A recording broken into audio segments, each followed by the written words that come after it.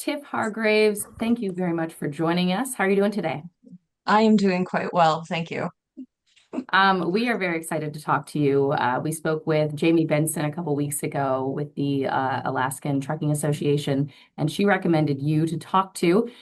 Just curious, can you give us a little bit of background into your trucking career?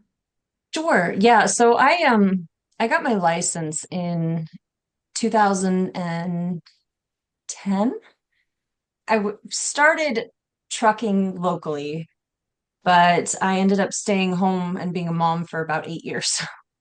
And being a mom, I tell you, that's the most fulfilling job, that you can absolutely have, being a parent. And so I really enjoyed doing that until about 2018 when I started working local again. And I went from there to getting into bigger trucks, driving, went from a 13 speed to an 18 speed and then traveling distance. And now I'm over the road, line haul, driving to Prudhoe Bay, Alaska. And you've always been in Alaska. You are from Alaska, right? Yes, I am born and raised here in Alaska. I know nothing else actually. That's all Yeah. I know. We were talking Yeah. to Jamie about that, Ashley, if you remember, she was talking I think she said something like every Alaskan wants Leave, to, but they always wants come to back. leave, but they always Yeah. come back. Yeah. Oh, For, it's for, so true. It's so yeah. true. But For you've never you, left it's, though? yeah. I have not. No. Nope. I've just always been here. I've changed industries. I used to be a commercial fisherman and being because I did mostly in my youth, I grew up on an island. So down in Southeast Alaska, I grew up in Ketchikan and used to commercial fish out there on those boats. And I loved that. I just I don't know. I found my way up to the interior of Alaska, where we have more road than we do water, apparently, obviously. And it was a fitting career for me. So I think, you know, Alaska is so big. I mean, you go from the interior and then you look at like Prudhoe Bay, for example, Arctic tundra, completely open, vast area. So different, Southeast Alaska. The trees are so big you can't even hug them. Ocean everywhere, water everywhere, just thick beauty. It's lush. And so, in a way, I kind of have left, but I never actually left the state. I just left the atmosphere I was in certain areas of the state. Because you can do that all over Alaska. You can switch from one location in the state to another location and it's completely different. I love So that. That's in great. some ways I guess I did leave, but Let, I always but come back. before we get into all the trucking questions we have, and we have so many, commercial fishing, that's an interesting, I know that's a big industry, obviously, up there as well, but Yep. did you enjoy that? Like, what exactly were you doing? Were you going out for days at a time, or what did that look like? Yeah. So commercial fishing, when I was younger, Southeast Alaska, I power trolled. I did some line haul. There's multiple different industries within the fishing industry. So you've got salmon, you've got halibut, I went shrimping, and they're per season and opening. So you would jump from boat to boat to boat to boat, and it's it's kind of per the season where you are in that season, whether it's winter kings or you know uh, halibut long lining. It's only a certain point of the year, and so you're out on that boat for however long it takes to get your catch, or until they close it down. So it's different than trucking for sure. And the seasons are constantly changing and altering. So You're not by yourself though, right? There are other people there with you, correct. right? Yes, you're Okay. part of a crew, you're part of a Yeah. team out there. Yep. Yep. I'm You're all I'm leaning on curious. each other to do your job. Yeah. When you were growing up, fishing and trucking, was that like on the dream list or like what did you want to do when you were growing up? It's kind of funny because I spent a mass majority of my time actually growing up on an island, 32 miles of road. So I can't say that trucking was necessarily on my, goal list. Um, but I did spend a lot of my youth, my beginning part of my employment, I should say, after commercial fishing during the off seasons, I would work in an auto shop. And I'd work on gas motor cars, not the big diesel engines that I drive now, but it kind of brought me into the world of mechanics and the idea of trucking. I was, I guess, in a way, it's possible that I might have had a natural inclination to it because I got my license the day I turned 16 and I got my permit as soon as I was 14. So I was ambitious to get out there and get, moving. Yeah. But I wouldn't say necessarily that I woke up every day and said, I want to be a truck driver. It fell into place. It was where I was supposed to be. It's where I'm supposed to be now. Yeah, I was going to say there was a day when the switch was made, obviously, because you were doing one thing and then kind of, it sounds like we're introduced maybe to the world of trucking through what you were doing there. At some point, do you remember there being, a light bulb in your brain or something that said, "Hey, this is something to kind of check out," or how did that all play out? So I was in Southeast Alaska and I was in my off season of commercial fishing and I was working at a radio station. I was an on-air DJ or disc jockey in the off For the kids seasons. out there, radio is a thing that they've got in vehicles, it goes everywhere. Yeah. Yeah, yeah. This is before Bluetooth. Yeah, exactly. Yeah. But so I was on air talent, let's say, and I was I can't remember exactly where I had been informed of this information, but there was an opportunity to get your CDL, and I was kind of intrigued by the idea, and so I applied for it, and they jumped all over it. Here's me shown that enjoy this type of male dominated industry and I've found success in doing certain things and I had a little bit of an edge because I am a woman and it just kind of lined up and I was able to do this training and so I flew up to the interior Fairbanks and I took that class back in 2010, a fast start program, and I got through it and I kind of found my way into trucking that way. And so here I am going from commercial fishing and the off season of commercial fishing to trying to find my way into a trade that allows me to be home more. Was the Yeah. initial thought. Sure. Yeah. And now here I am a line driver, but Right. it's just progressed to this point, and I'm happy I am where I am. I really am grateful. I'm glad to be able to do what I do, and it's worked out for the better, truly.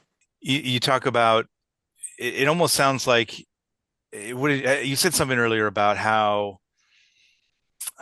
it kind of fell into place and it felt right. And it sounds like you are in a place now where you're doing what you love. It sounds like you love what you do. Yeah, I do love what I do. Yeah. Um, I think honestly, it might be different. Maybe if I was somewhere else, but I couldn't sure. imagine being anywhere else. Yeah. What I do now is very enjoyable, and I think you know if I could explain it. So I've had quite a few friends who've come up from the lower 48 and they talk about these, 5 lanes of traffic and, these downtown large cities. And that would that would freak me out. There's so many people there, so many variables, and how do you trust that person? And so props to everyone who drives in that kind of area. Like I couldn't imagine. Give me a hill with ice at 14% grade. I can throw chains all day. No big deal. Yeah. That's not a big deal to me. But that driving 5 lanes of traffic and dealing with people, road rage and all that, that would scare me. Yeah, So I think it works where I'm at. you don't have to worry too Like, much about road rage. It's more like moose rage or what, what you've got so many different So what are challenges some that of the things? yeah, what are those challenges that you to deal with? What does a typical day look like for you, I guess, too, is maybe a broader question. well, it's you won't find road rage up here for sure. Let me just address that right now. I mean, yes, there are times when somebody will get on the radio. We have a lot of communication up there. You have At least to. where I truck. Yeah, oh yeah, you Yeah. have to. And so there are times I'm sure like, hey, you passed me too fast, or saying something to somebody else about um, you know, this person spun out on the hill, be careful, throw set, things like that are constantly happening. But that road rage, it's not going to be anything like probably where other people drive because I drive next to this person every trip. I see that person every trip. Sometimes I run with that person. Like we are a community. There's only so many vehicles that go up there. We know each other mostly by name and especially by vehicle, but you can't really escape. So if somebody was like a had some road rage issues or something, it would be addressed, I think, by other people because they would just know. We would know and word would get It's around. a So small community. it's it Yeah. is, it is. I mean, for such a large and lengthy road and highway, it's still very tight knit, and the people involved with it are they're just such good people. And because of that camaraderie that we have, we really are constantly working to better ourselves and our other drivers. So a perfect example, you asked about like what my average day is. Um, I wake up in the morning, I go and I get loaded and I head north. It takes me this time of year, it's been taking me about 13 and a half hours to get from Fairbanks driving to Prudhoe Bay. Now, keep in mind for anybody listening, Alaska has different regulations than lower 48. So we have 15 hours of drive time, 20 hours of work time, and we can drive out that time. Um, so it takes me about 13 hours, 13 and a half hours to get from Fairbanks to Prudhoe. And I take 10 hours off for my reset, or sometimes I'll do a split where I spend 8 hours off and 2 hours off up there in Prudhoe, and I get my hours back to drive home. But if anything were to happen, this is kind of the part I want to emphasize and where I was going with this story, that if this camaraderie, this community that we have, I know that when I hope my dogs are barking. Okay. We like Can coast you we like the We love dogs, so we like do canine you? co-stars. You're yes. good. What's your Okay, dog's name? she's a Great Dane. Her name is Dixie. Dixie. All right. Yes, Shout out yes, to she's letting me Dixie. know. Yeah. Um, so as I was saying, the camaraderie is that, if something were to happen to me, whether like a couple weeks ago, I blew a coolant line. I went to the back of my DEF tank. I lost all my coolant, all of it. Fortunately, we have hazmat kits on the truck, able to catch all of it, but But um, you have just to be clear, you've got nothing. It's not like there's a Love's travel stop a mile down the road. When something like that happens, you're out there, right? you know, fun facts. Being from Alaska, I didn't know what Love's was up Yeah, until I was just gonna recently. ask So you. I just thought about that. I've never even I up until recently I didn't even know there was such a thing. No, we don't have Right. but one stop halfway through, and that's a small cafe called Coldfoot. Occasionally you can get your tires swapped out if you need to, but no, you bring your own tools, you bring your own parts, and you fix it on the road because the tow bill is not something you want. So Yeah, I can imagine. Have you found yourself in that situation before where you've had to get towed? well, Is that even a possibility in some places? I mean, I guess it is, but you'd be I out there for a mean, while. yeah, yeah. Yeah. It depends on the situation and scenario for sure. But in this specific instance I was telling you about, I had blown a line off the back of my DEF tank, and I was obviously stranded. There's nowhere I could go. I had a southbounder coming. He saw me. He pulled over, threw his hazards on. He pulled right in front of me. I said, "What's going on, Tiff?" I told him about what I found. He just so happened to have a line in his truck. And we had probably 4 or 5 drivers stop after that to donate coolant, because I needed quite a bit to fill that truck back up after we had fixed the line. So it's all about, the community that we have is so valuable. We have a saying out there: once you leave your yard, the name on your door doesn't matter. We're always going to help each other out. We're always going to make sure that we're safe, by whether that's communicating hazards on the road or helping out in during a repair. If you have a part, you stop and you help someone. Anytime there's a truck with hazards on or a hood popped, every driver should be stopping, because this is not the place where you want somebody to be stranded. Because at 40 below, if your truck's not running, that's a serious thing. Somebody could freeze, somebody could have issues. With health hazards and things like that, you're out in the middle of nowhere. You never know who's going to come up when the next person will be there. So you always stop and you always make sure that we have, what they need to either sustain themselves, or that they have someone who's coming to save them or bring them parts or what, or because it is absolutely imperative that when you are out there, and these are not the type of elements Yeah. where it's safe to just sit for a couple hours. I mean, it was 25 below last time I was up. Have you gotten in a situation where you were like, this is bad. Like I'm in a bad state right here. I'm getting a little bit worried. Have you been in situations like that? Or has there always been someone coming down the line and you're like, I know I've got the support I need? Well, there's been a few blizzards that have really kind of, the white knuckling kind. Uh, Yeah. you lose the front of your hood, you lose visibility on the front of your hood.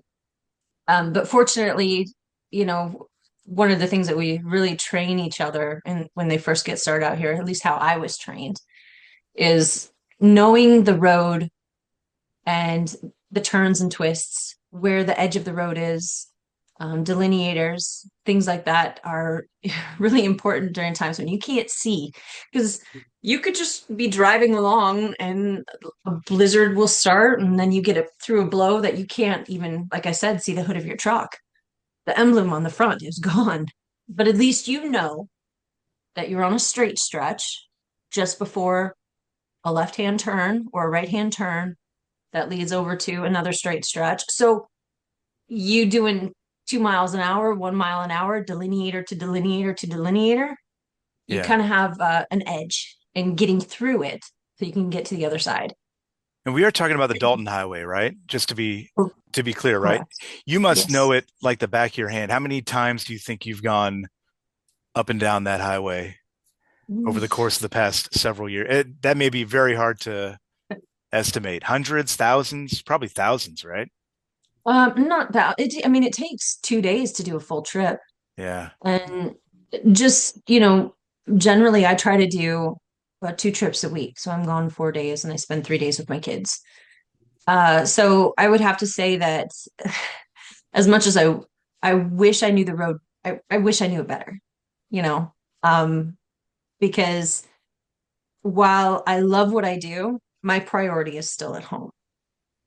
But I would say, honestly, there's a couple hundred trips I've done, because you can get at max 2 trips a week. You can get 100 trips a year. Yeah. So, and I've done it for 5 years. I guess maybe almost 1,000. Yeah. Yeah. My first year, I did 3 a week, so I was really focused on getting up there and getting back. But there are men out there who have been driving since 74 since the road opened. I I believe it. mean, Wow. I work with a guy, he has 4 million miles on that road. 4 million. Yeah, Like, amazing. So people like him would know the road like the back of their hand. And sure. the beautiful thing is, if you ever find yourself in a situation where you are having a tough time, and you do get a little bit nervous, and I'm telling you this from experience. Um, I was headed south one time, and I knew there was a really bad blizzard ahead of me over on the area we called Arctic Circle, the Beaver Slide up to Finger Mountain. These are all landmarks on this highway. But I knew I wanted to get back to the kids because the weather was going to be even worse the next day. So whether I stayed in Coldfoot or I kept going, I was kind of at a loss. Like it might not be good for me to go alone because I'm so new out here. Well, I met another driver and he says to me, Tiff, are you wanting to head south? And I said, I really am wanting to head south. He's like, hey, me and my buddy, we're heading south right now. Just follow behind us. We'll throw our backup lights on. They guided me through that blizzard.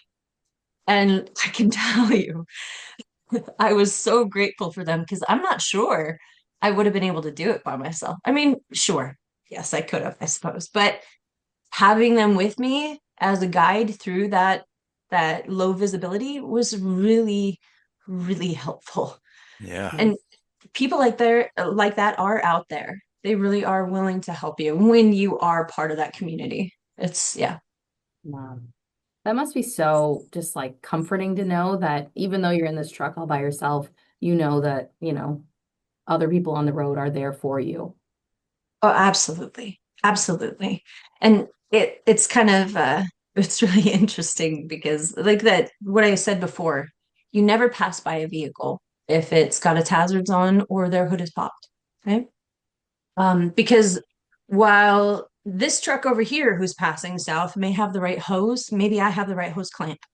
Or, there's so many different parts of this I don't know how you'd say it, but so many different pieces that fit together to get somebody going again.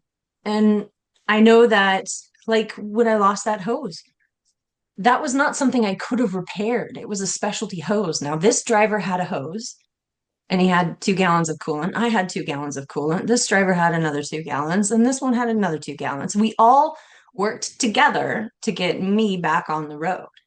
And that is constantly happening like that. You always have people out there who are willing to help you, and they always try to help you to the best of their ability, as long as it doesn't hinder them, I'm sure. But uh, getting Well, going yeah. or going through this terrible weather, or even just telling me about what I'm about to see. Hey, Tiff, you should probably throw a set for the pass. Done.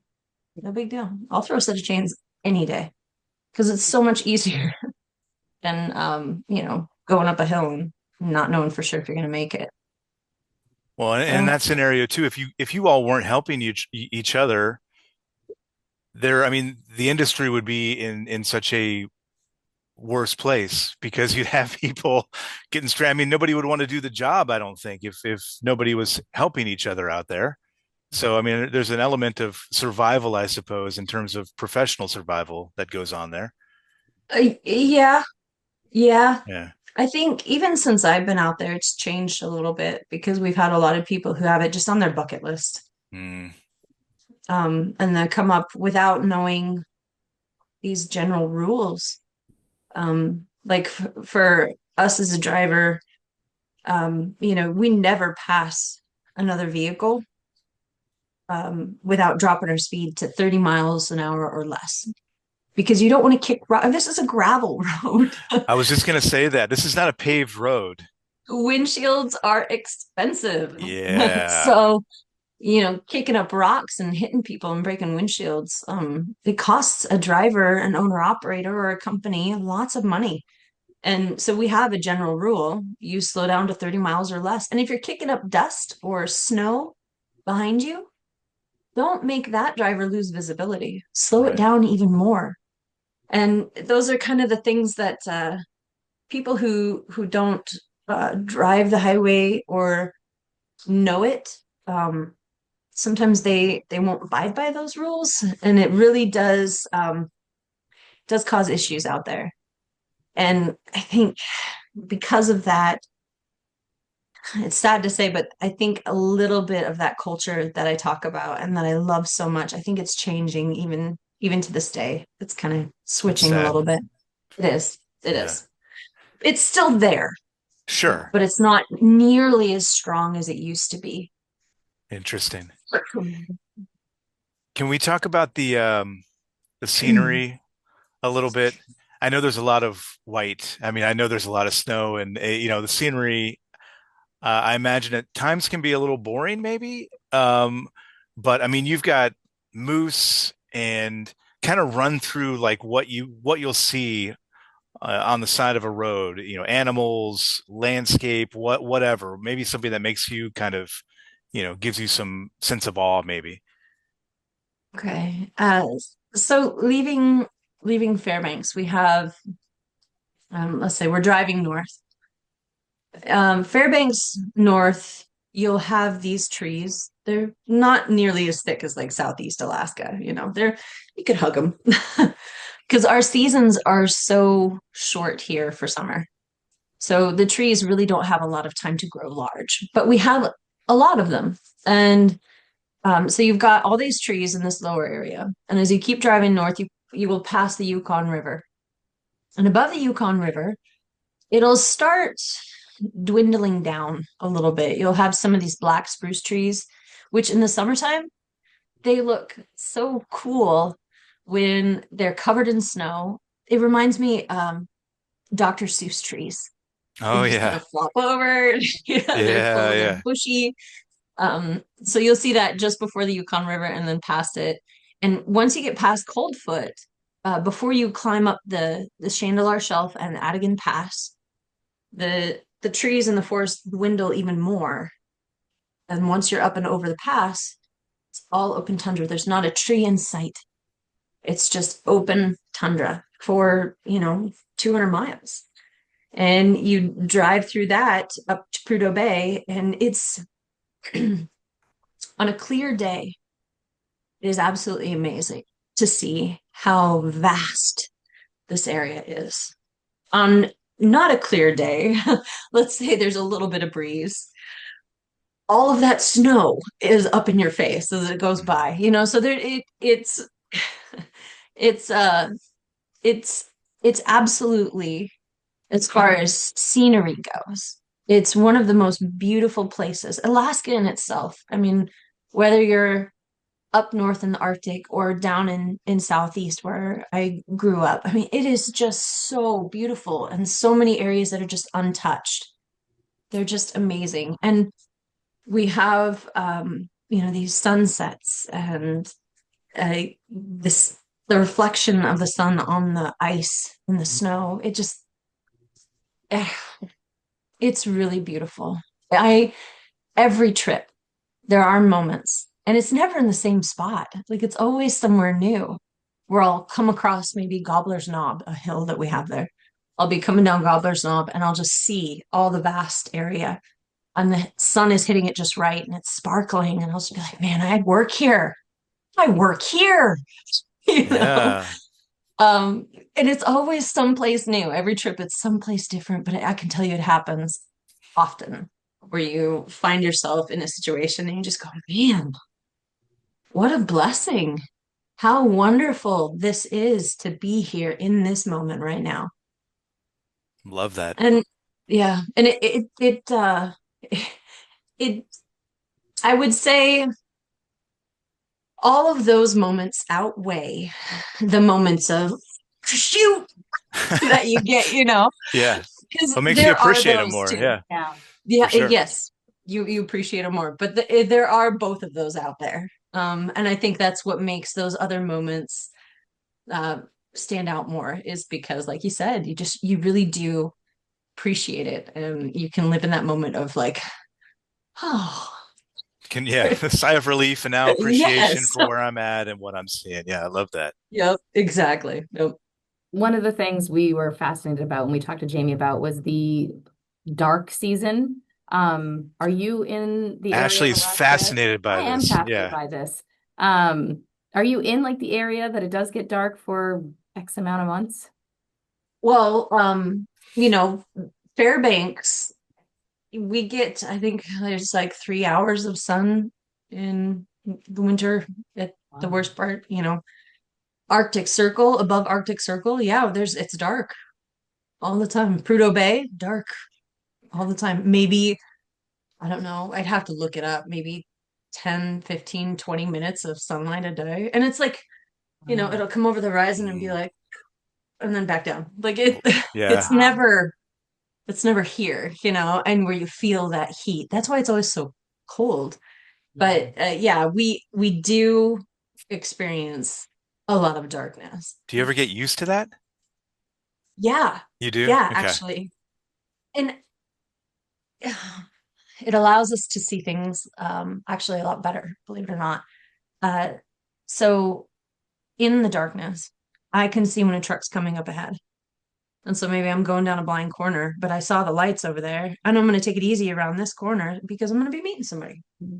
Believe it or not, a lot of people actually prefer driving at night because it's a lot easier road to manage and like maneuver. That You makes sense. Yeah, I get that. and Now, the nighttime driving also brings those colder temps too. Here's another fun fact about driving in Alaska.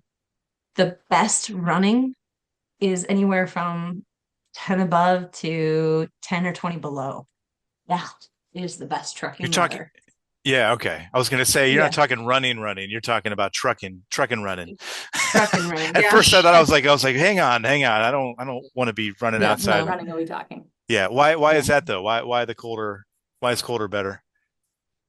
Because your tires grip a lot better, especially up these hills. It's not going to be as slick. The second the temperatures rise to, 25 degrees or higher, You get that 32 is, thawing and yep. yeah.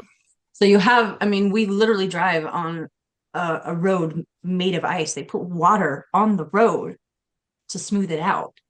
It's all ice. It's all it is. And so the second you get any sort of heat or warmer weather, by warm, I'm talking 32 degrees. I know that that's not Yeah. a Heat lot. It's wave. not Yeah. that's not warm for other people, but for us Alaskans, it is. And so once you get to those warmer temps and the sun beats on it a little bit, slicks it right up because you get that water Yeah. right on top.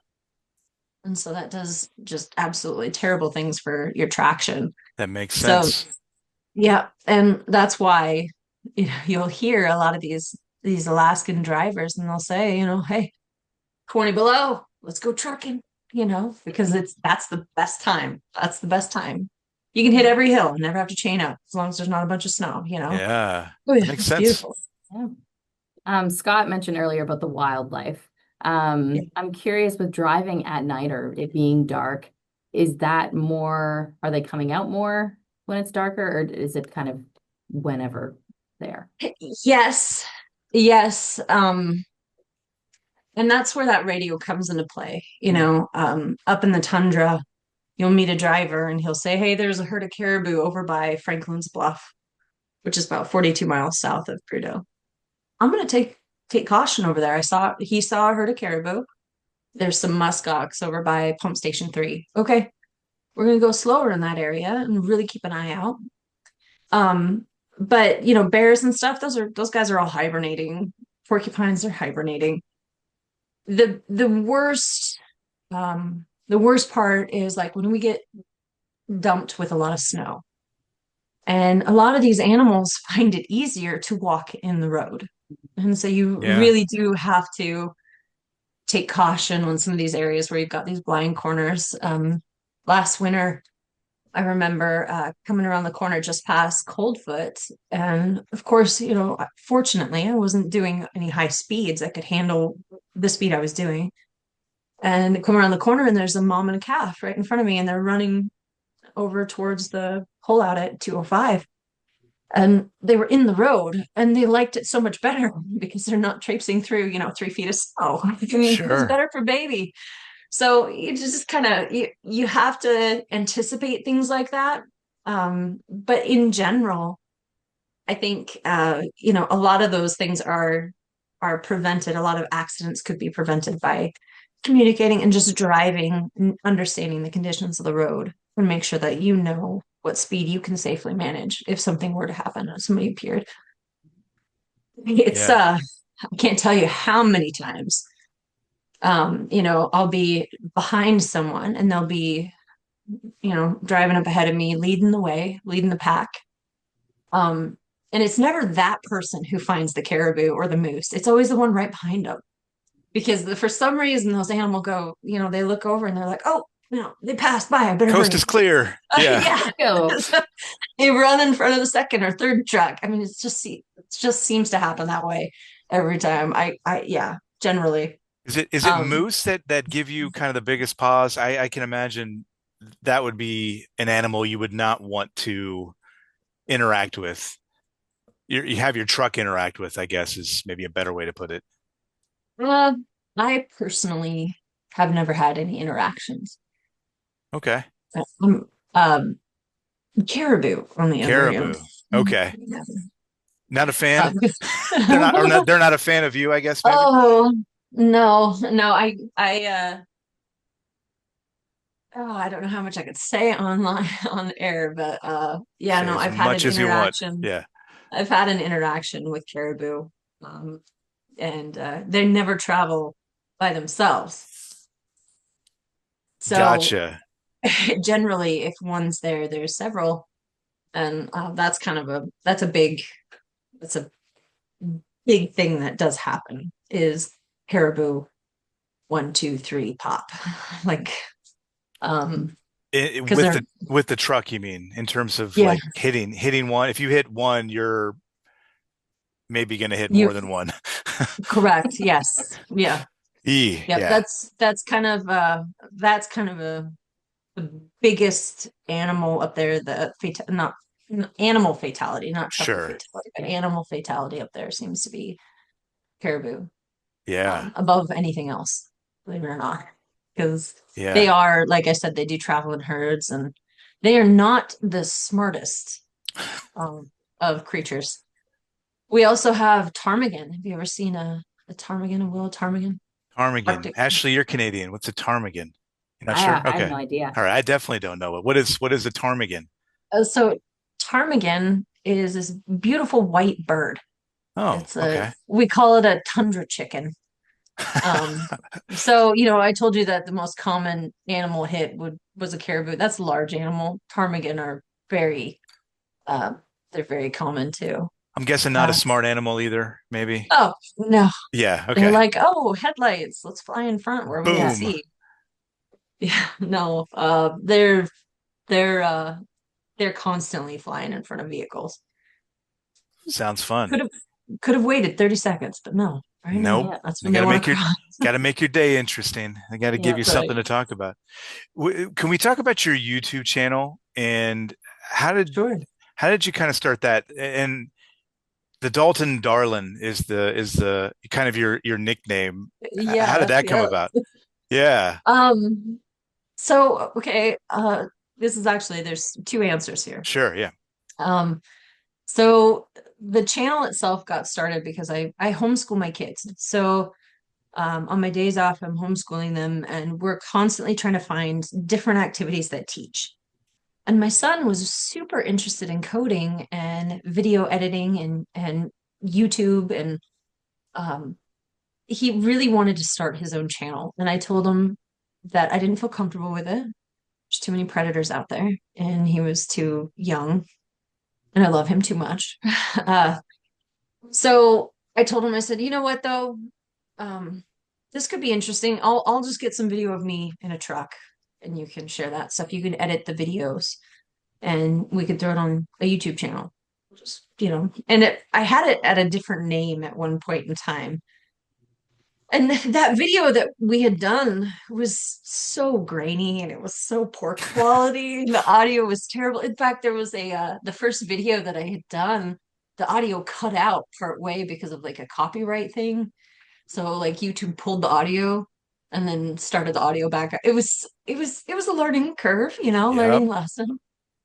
But a lot of people were really interested in it and didn't think much of it at the time.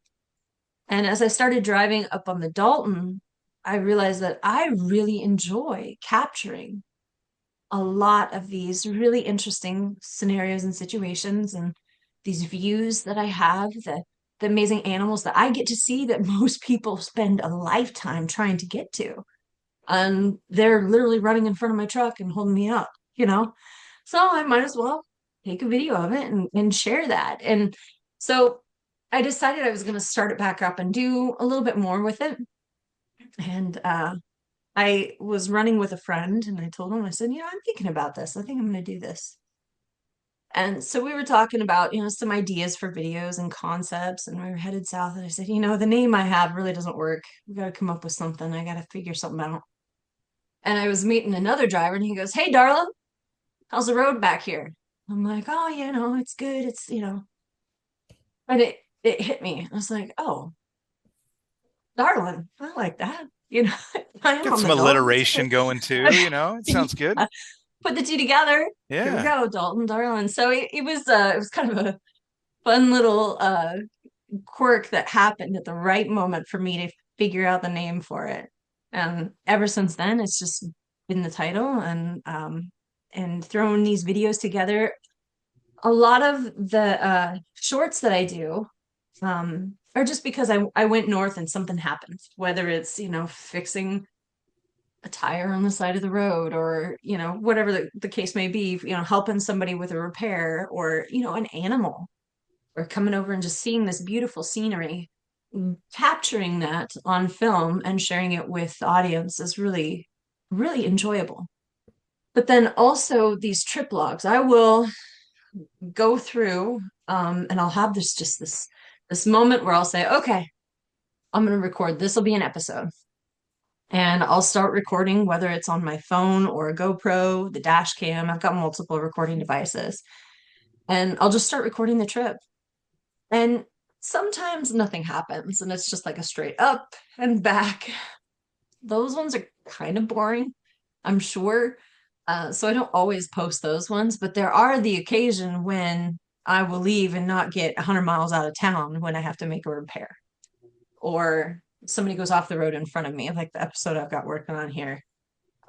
There's just so many things that can happen and you never know when. And I just want to emphasize too that, I made a point when I first started my channel that I was not going to create any issues. Have been some shows in the past or some people recording things where they're not genuine. It's made for entertainment Clicks. value. Yeah. Correct. Yeah. So for me, I want to make sure that everything that I do is genuine. I'm not gonna cause issues or circumstances or if I feel like a hill is not safe, just going to throw a set of chains. I'm not going to try to go up it to, have something happen where I spin out. That's just too, no, no, my sanity is more important. So, and being in that kind of high stress situation is not healthy for me anyway. So I never create any drama per se. I just You don't so have happen to. to be Yeah. just so happen to be there to capture it. Yeah. Yeah. Well, you don't have to create drama. I mean, just what you're doing on an everyday basis, as you pointed out there, you have the potential for drama every time those wheels start moving. Right. Yep. And you never know when it's going to happen. And so that's why, I'm constantly recording on my dash cam. I always have my phone or my GoPros available if I need to stop and push record and then get driving, capture something on film. I really do enjoy capturing all of these adventures that I have.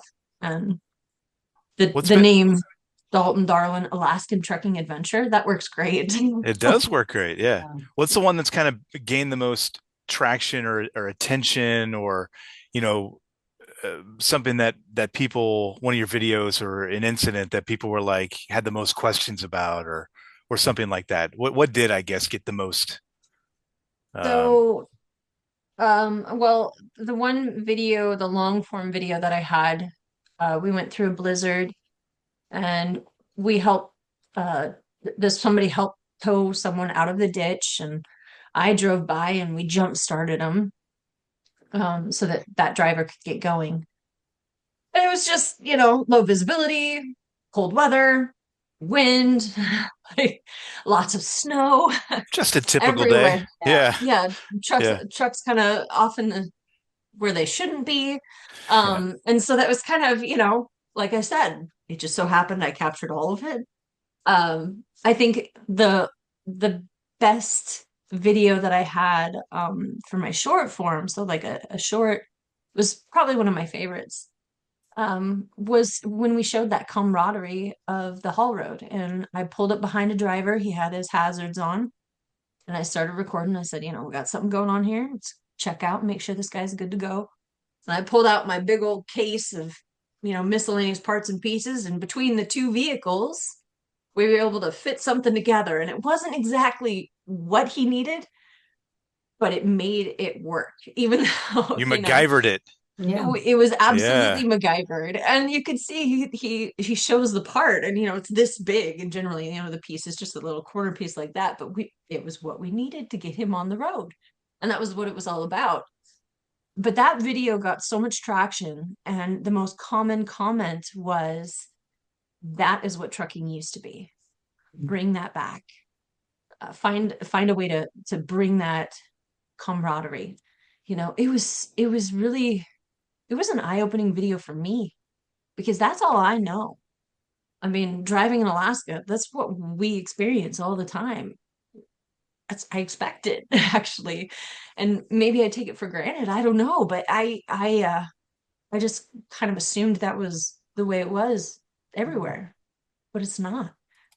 We don't have a Love's or a quick call auto shop that's going to show up with a service truck. We don't have that here. We have to make it work ourselves. And so when we have to make it work ourselves, we're constantly working together to make it happen for the person who needs it. Yeah. It Love that. sounds like that is, yeah, how trucking used to be and how it should be for sure. Not just there, It but everywhere. it was eye-opening for me, because like I said, I didn't understand it was different. I've Yeah. only ever driven in the state of Alaska. Mm. So You're And you not wouldn't have it moving. any other way. No, I, It I was sounds gonna like. say you're not moving to the lower 48 anytime soon. no, I like the cold weather, I guess. Yes. All right. Well, we very much appreciate your time and all that you Yes. do. And yeah, it's been a pleasure speaking with you. Awesome. Yes. If you have any other questions or you want to do any follow-ups, just let me know. Be Yep. more than happy to answer any of these questions. I love Love it. it. Is there Yeah. anything else we missed Yeah. or anything you wanted to say? Um, I would say, okay, here's something. Mhm. Up here in Alaska, we have it's kind of a different breed of truck, if I understand correctly. We have a lot of these heavy axles. They're capable of handling, these heavy weights, because you are going through some of the roughest road possible, and you're got a strong motor because you're climbing a hill that 14% grade on Adigan. I mean, Koyukuk is 11%. I mean, these hills are big, and they're long, and they're steep. You've got good tires. When a driver up here, for example, an owner operator maybe, goes out and buys a brand new truck, they go through and they put Arctic grade rubber on everything, all of their lines, and because once you hit 20 below, that's cold. Everything becomes brittle. So they do a lot of work changing grease and all of that to make sure that the equipment that they have manages that highway to the best of their ability. And so a lot of the problems that we have for people who maybe just want to come up, and they might take one trip, while it might be a lot of fun and maybe it crosses off their bucket list, I have to warn everyone who might want to come up, be aware. Not only do we have these different rules of this road where we try not to rock each other, we're constantly communicating that CB is important. But our trucks are built in such a way that we can handle what it is that we are, what we're driving. The other thing is the equipment that we have in our vehicle. Like I said, I have a parts truck under my bunk. And I've got just about anything that I have come across in the past that I needed. I've grabbed it, thrown it in a container, coiled a hose, whatever. I've got a jack under there. You are ready for anything that you may have to repair out there because you never know when you're going to need it. The other thing that I have to just really emphasize is that we don't wear these cable chains that I've seen. Um, don't talk to me about socks. That's the weirdest concept I've ever seen in my life. We have these 7 or 8 mil. I know a friend who throws 9 mil chains. They're triple rail trigs is what we use generally. They're heavier duty and they last a lot longer. There's a lot of vehicles that have been stranded out there because they run out of chain. Their chains get torn up. Um, I made a video where I showed people how to throw chains, but also talked about like the importance of speed. Like you don't want to go too fast. If you're not sure how to run the road, be careful coming up and take caution. Learn everything you can or fall behind someone and see if they'll take you up. I think I just want to emphasize that if you were offered a move by one of these companies down, like we have a driver, he got offered a company or offered a load down in New Jersey. I think they gave him 14 for it. But after making it all the way up, he had nothing but issues. Multiple chain sets. He ended up totaling out his truck and the trailer coming down a hill. Wow. Like we have, just be careful and think twice before taking that load to come up here. Because it's really not something it's not like any other highway, Well, and that's a training you probably got too, right? I would imagine the training up there is a lot more stringent and strict just because you do deal with so many variables that most other people do not. You can't just get your CDL one day and then just hop in the cab and you're good to go, right? Correct. Yeah, no, you can't. Yeah, most companies they require 10 to 15 trips in the summer and 10 to 15 trips in the winter. And you're right. There's so many different things that we do out there. Like I mentioned, slowing down to 30 miles an hour or less.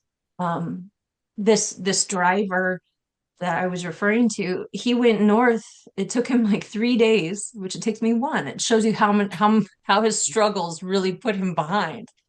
But he was headed south, and he didn't understand that the communication, how important that was.